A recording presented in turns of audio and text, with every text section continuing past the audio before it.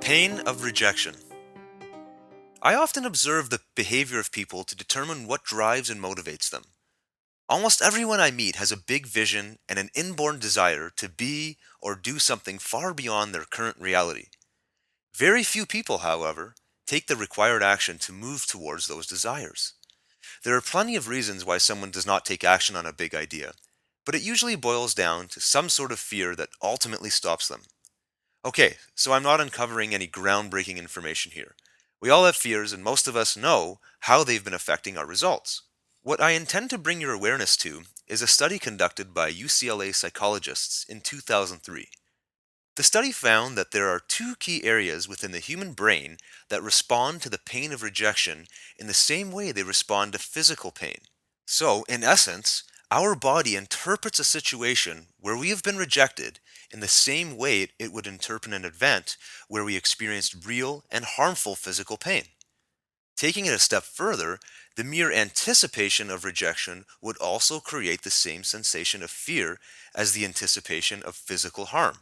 That kind of fear is certainly powerful enough to prevent most of us from confronting it. What I personally find so powerful about this study is that it tells us more about the functionality of our brain and body. When we understand that our brain is sending out a false signal that may be preventing our success, we can now do something about it. We have the ability to consciously differentiate between a rejection scenario and a pain scenario. If we are facing a situation where we run the risk of being rejected and we don't want to let the fear of rejection stop us, we can actually pause and take inventory of how we're physically responding. If we notice any fear creeping into our awareness, we can decide to proceed rather than retreat. Even though this may be uncomfortable at first, it can be developed into a tremendous success habit over time.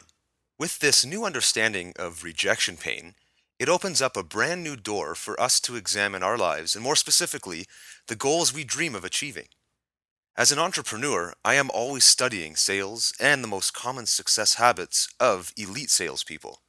When I first read about this UCLA study, I immediately thought about some of the best salespeople whom I've had personally encountered.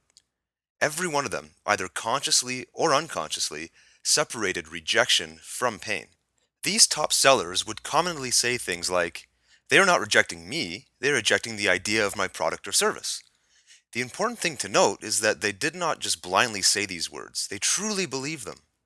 And it is the one key ingredient that allowed these sales reps to move from one rejection to another without losing energy or motivation.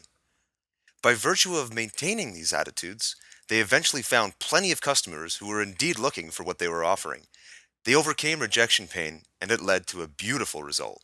I can personally relate to the power of rejection pain when it comes to selling.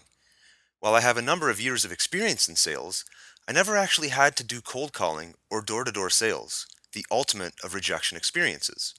As part of a new project I recently became involved in, I was put in a position where I was forced to make cold calls in order to better understand the buying process of our prospective clients.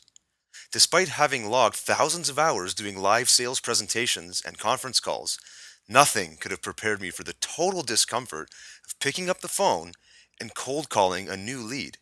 It was simply something I never really had to do in the past, and I could admit that I totally hated the feeling.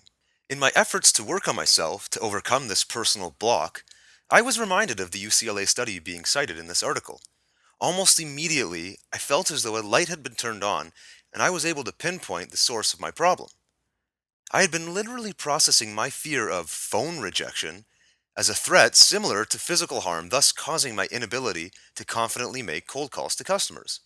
This was still happening despite the fact that I had 100% faith and confidence in my product. The truth was, I just didn't like being told no or being hung up on. There are so many occasions in life where we enter a situation in which we might be rejected. Whether it is asking someone on a date, applying for a new job, sharing our dreams with people, singing in front of an audience, or public speaking, we often run the risk of some form of rejection.